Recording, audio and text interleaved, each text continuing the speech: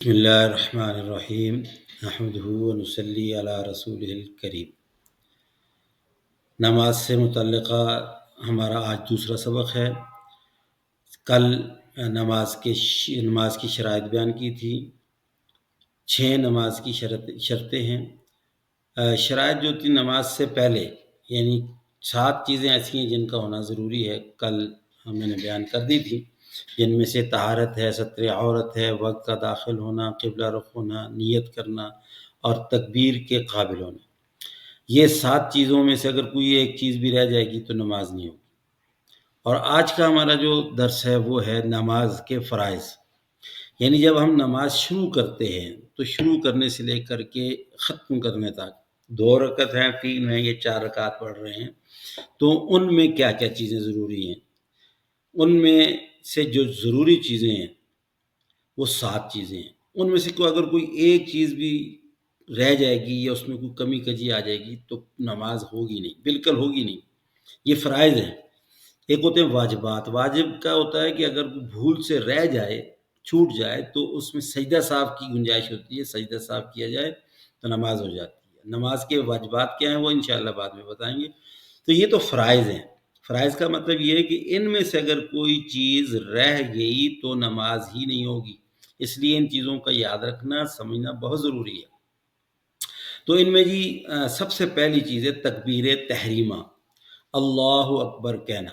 یہ سب سے پہلے ہے، یعنی جب ہم کھڑے ہوتے ہیں تو دونوں ہاتھوں کو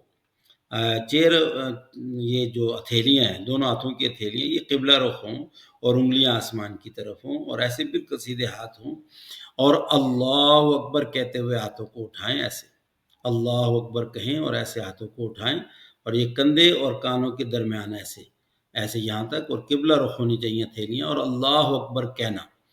یہ اس طریقے سے یہ فرض ہے۔ اگر کوئی آدمی آتا ہے اور اللہ اکبر جو ہے وہ نہیں کرتا، تکبیر تحریمہ کہتا ہی نہیں ہے، اور ہاتھ باندھ کے الحمد شریف شروع کر دیتا ہے، تو اس کی نماز ہی نہیں ہوگی۔ دوسرا اس میں فرض جو ہے وہ ہے قیام، یعنی کھڑے ہونا، نماز میں بالکل سیدھے کھڑے ہونا۔ اس میں یہ یاد رکھیے گا کہ اگر کوئی عذر ہے، معذوری ہے، اس کی چونکہ احادیث میں ثبوت موجود ہے، اللہ کے نبی صلی اللہ علیہ وسلم نے اجازت دی ہے۔ بیماری کی صورت میں دیکھیں نماز معاف نہیں ہے۔ اگر کھڑے نہیں ہو سکتے تو بیٹھ کے پڑھ لیں، بیٹھ کے نہیں پڑھ سکتے لیٹ کے پڑھ لیں، لیٹ کے بھی اگر اشاروں سے پڑھ سکتے ہیں اشاروں سے پڑھ لیں، وہ ایک الگ چیز ہے، یہ معذوری کی بات الگ ہے۔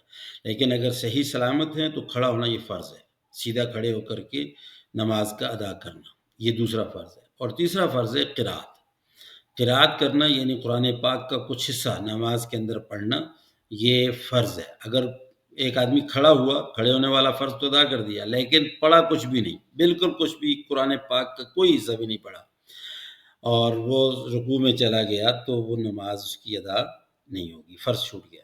اسی طرح سے چوتھا جو فرض ہے وہ ہے رکوع کرنا۔ رکوع جھکنے کو کہتے ہیں، دونوں ہاتھوں کو گھٹنوں پر رکھ کر کے کمر کو اور پیٹھ کو بالکل ایسے سیدھا رکھنا اور ایسے جھک جانا، یہ رکوع کہلاتا ہے، اور رکوع فرض ہے۔ اگر کوئی آدمی کسی رکعت میں رکوع کرنا بھول جاتا ہے، قرات کرتے ہی سیدھا وہ سجدے میں چلا جاتا ہے، بھول جاتا ہے، اس کی نماز نہیں ہوگی، اس کو دوبارہ نماز پڑھنی چاہیے۔ اس طرح سجود 2 سجدے کرنا، یعنی ہر رکعت میں 2 سجدے، رکوع کے بعد جب سجدے میں جاتے ہیں پھر اللہ اکبر کہہ کر کے بیٹھنا، بیٹھ کے پھر اللہ اکبر کہہ کے سجدے میں جانا، یہ 2 سجدے واجب ہے، یہ فرض ہے 2 سجدے کرنا۔ اگر کوئی آدمی سجدے بھول جاتا ہے اور رکوع کے بعد تحیات میں بیٹھ جاتا ہے تو اس کی نماز نہیں ہوگی۔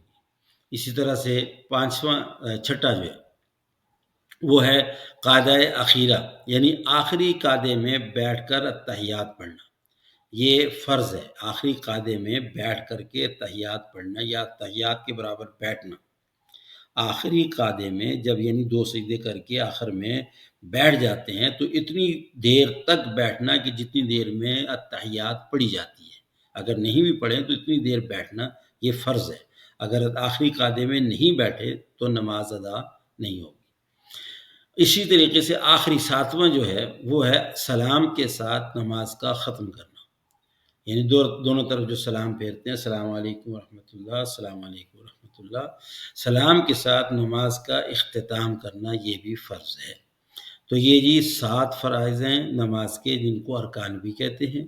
یہ یاد رکھنے کی باتیں ہیں، اور میں پیچھے جو شرائط نماز کی بتائی ہیں اس میں بھی یہ بات عرض کی ہے کہ اگر کوئی مسئلہ ان سے متعلقہ اگر پوچھنا چاہیں تو میری جو ہے وہ جو پرسنل نمبر ہے اس پر آپ میسج کر کے پوچھ سکتے ہیں، انشاءاللہ العزیز آپ کو قرآن و سنت کے مطابق جواب دیا جائے گا۔ تو یہ جو فرائض ہیں اور یہ جو شرائط ہیں ان کو اچھے طریقے سے سمجھیے، یاد رکھیے اور ان کا اہتمام کرنے کی کوشش کریں تاکہ ہماری نمازیں درست ہوں۔ اللہ تعالیٰ عمل کی توفیق عطا فرمائے۔